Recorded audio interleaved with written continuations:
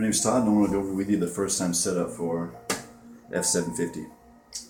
This initial setup also is the same for the F450 or any other builds I send out ready to fly or almost ready to fly using the APM 2.5 autopilot. Normally when you get the unit in the box, everything will be assembled and will be pre-mounted on the aircraft except for the props and the landing gear. The landing gear snap on quite easily. But for the initial setup, what you want to do is just go ahead and mount the landing gear. Leave the props off right now. Reason being is we're going to be plugging a battery into the aircraft, and we don't want any mishaps. There are two different ways to mount the batteries on this particular unit, the F750. If you're not getting a gimbal from me, normally there'll be two trays. One will be in the front, one will be in the back. For the first flight, what you want to do is fly without your gimbals or any additional hardware mounted to the aircraft. You just want to fly the aircraft, get a feel for it, and just test it. And in an event when you do that, you want to take this tray and move it to the center.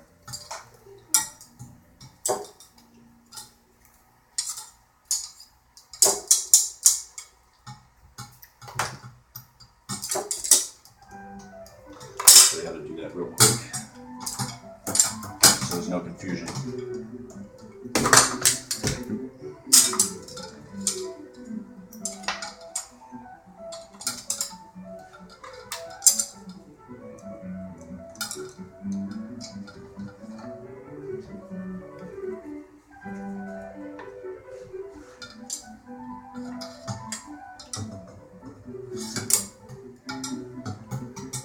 This is a little bit easier to do without the props on it.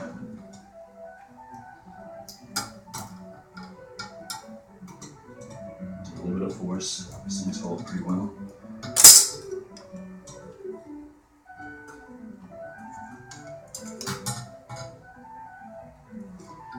Just for test flying and initial flight setup, you don't have to worry about the rails being perfectly centered. Just want to put this tray in the middle, that way we can balance the weight appropriately with the light boom. This is the main power connector, battery connector. This is normally how I mount the battery. Either you'll get Velcro straps or you'll get a strap such as this. Kind of like these a little bit better. Start supplying these soon. Standard. Don't wear out quite as quick. What we'll do is mount the landing gear back on.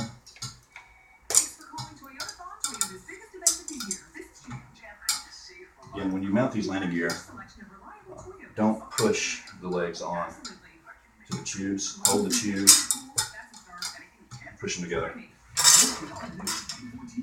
Stuff is pretty durable, but it will break if you're not careful.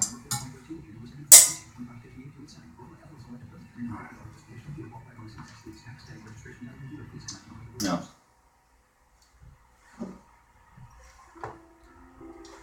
the F750s, generally, I ship them out with 9XRs. There's some that I've actually set up with a 9X. Both transmitters work really well. The setup, mode switches are the same for both. What I'm going to do now is open up the mission planner, which I've saved to my taskbar here.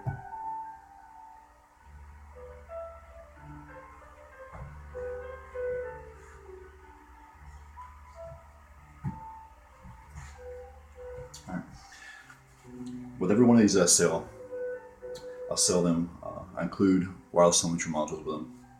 This telemetry module here goes into your device, either your laptop, or it'll go into your tablet or your smartphone.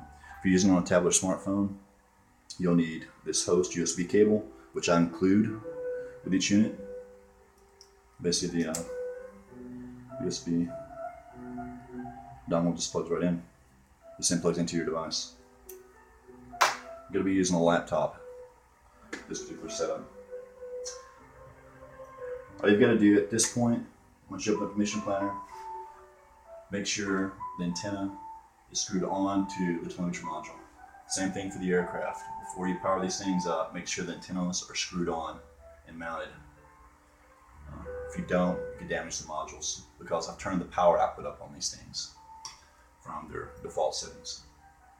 What you want to do now is plug the telemetry module into the USB port on your device. This one's already been set up. I already installed the device driver software. But for first time setups, if you haven't plugged it in or used it before, and you plug it into your device, typically it will auto install the device driver software. The mission planner, when you install it on your device, on your laptop, it has those drivers included with it as well. If you have problems getting it to work or recognize it, shoot me a text or email and we'll troubleshoot it and we'll get you going.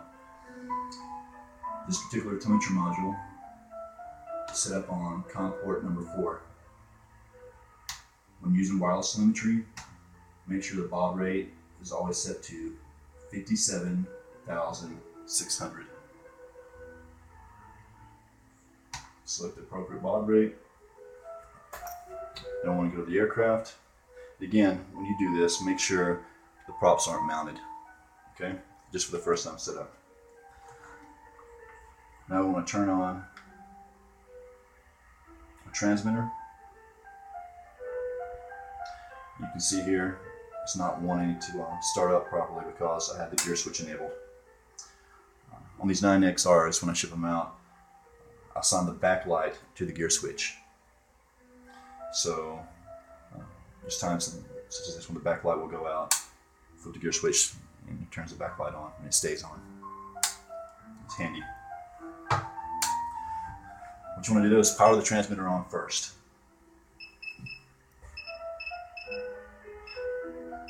Make sure all the knobs are centered. Make sure all the switches are in their back position, except for the gear switch. Make sure the throttle switch is down, throttle stick is down. Make sure the trims on the transmitter, especially, are all centered. That's important to remember. Once the transmitter is on, the telemetry module is plugged into your laptop. The device driver is installed and it's ready to connect. Now we want to connect the battery cables.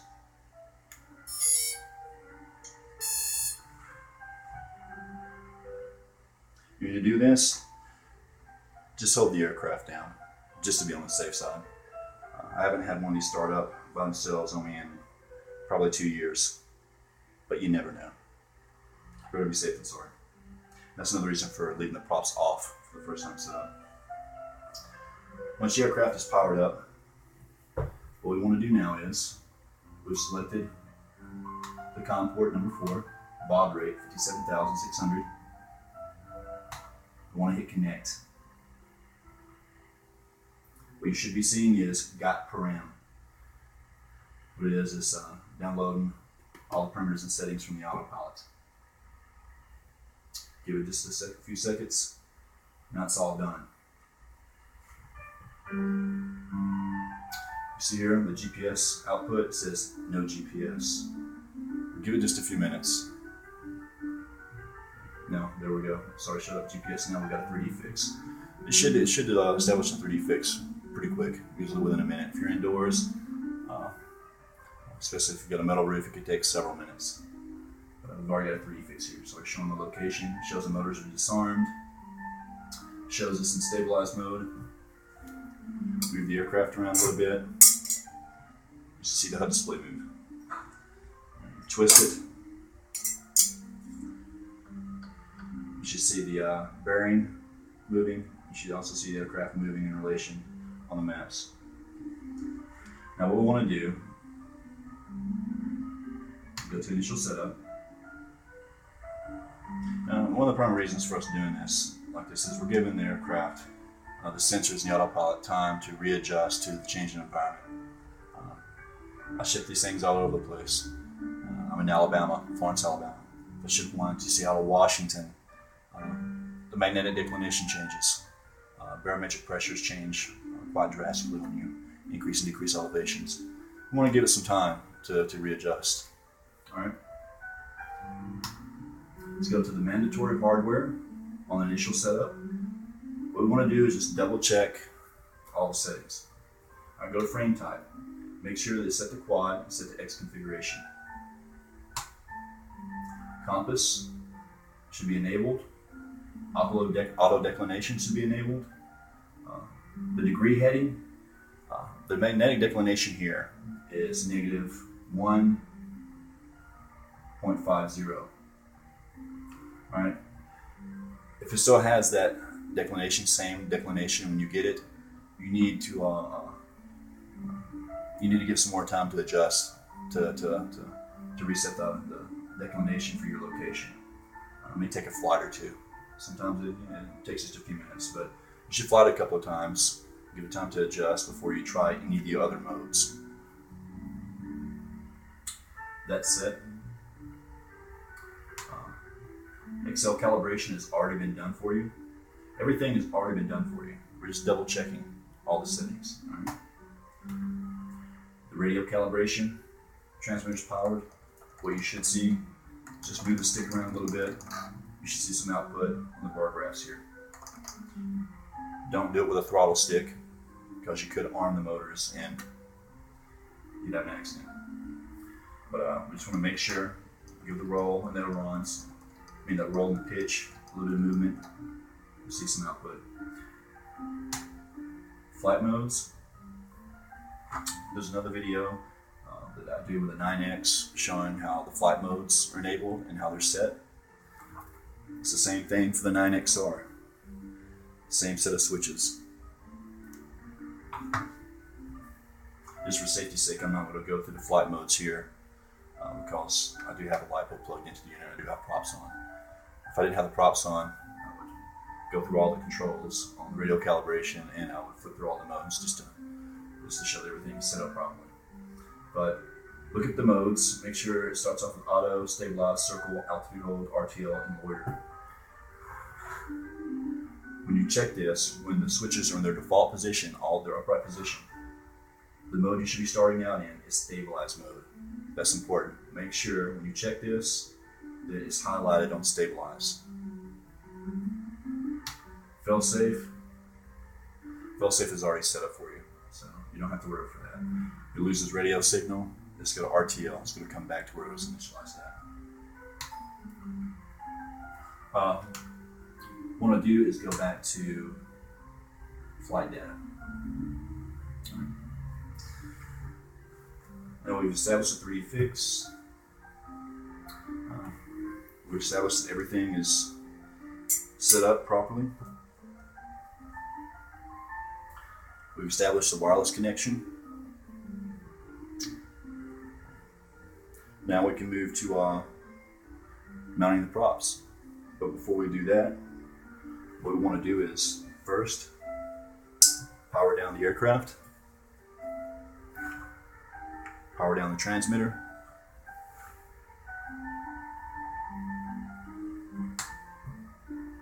then disconnect, remove your 2-inch module, close out the ground control station. Again, when these things ship out, they'll ship pretty much fully assembled minus the landing gear and the props. On this particular setup, the F750s, instead of using one M5 prop shaft with a prop nut, this has 2 M3 Allen head screws. When you put these props on, make sure you don't over tighten these screws because you will strip out the bores on the motor bells. I've already established before that number 3 motor, front left, gets a clockwise propeller. Number 1 motor, front right, gets a counterclockwise propeller. Number 4, back right, clockwise. Number 2, back left, counterclockwise. If you notice, diagonally, motors and props are the same. For those who've never done this before or don't know anything about props and prop direction, when you hold the prop, this is the hub. You see how it pitches up. This is the top side of the propeller. When you spin the prop, like so, clockwise, you'll notice that the pitch in that direction is set to grab air and vector thrust down. That is your clockwise props. Remember, clockwise, number 3, number 4. Counterclockwise, opposite direction. When you spin towards the left, thrust is vector downwards. If you put one of these on and it spins to the right, you're not going to feel anything down here. It's going to want to push a little bit of air up, but not much. They're not made to spin that direction. Counterclockwise propellers, number 1, number 2. Now when you put these things on, if you don't have a torque wrench, which most people don't, you want to put just a little bit of blue thread lock on the screw. Once you get the screw seated against the prop, both screws, hold the motor bell, grab the prop in the center, and shift it back and forth. If there's any play between the two, keep tightening it in small increments until there's no play. But again, be careful not to over tighten these screws because you will strip them out. If you do strip them out, you got a second chance because there's 2 more holes that run perpendicular to those that you can use. But tighten these things until you don't get any play between the two. If you do have a torque wrench, 2.5 to 3 pound-foot of torque should be more than enough for these.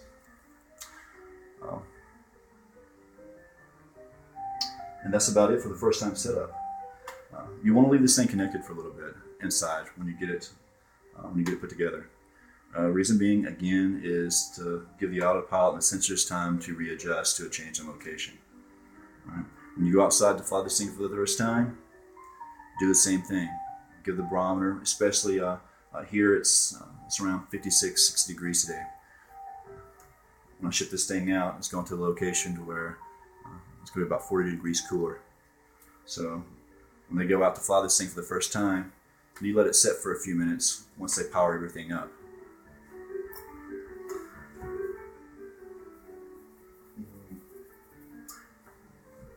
LiPo alarm. Ship LiPo alarms out with these things. If you notice on your LiPos, there's a balance lead led. It's got all the different colored wires going to it, and it's white, it has a white connector on it. These simply plug into the balance lead.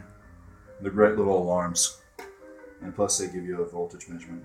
These things, typically they'll be off a few hundredths of a volt, but they work well enough though. But what you want to do is when you use this alarm, they're very loud. When it hits a critical voltage level, it'll start beeping and it'll start flashing. Very audible. But what you want to do is just let it hang down. The outputs on these little buzzers here are to the bottom, so they hang down and shouldn't have any problems hearing it.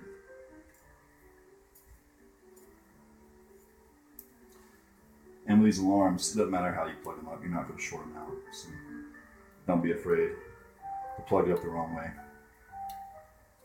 But if you look on these white balance leads, one side has some little arrows, little projections there. That's the top of the balance lead. Then the bottom is where you can see the little metal pins here, little fasteners that hold them in place.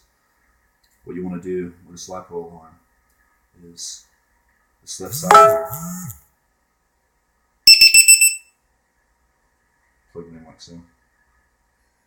That's the voltage, total voltage of your LiPo. All right, I think that's it.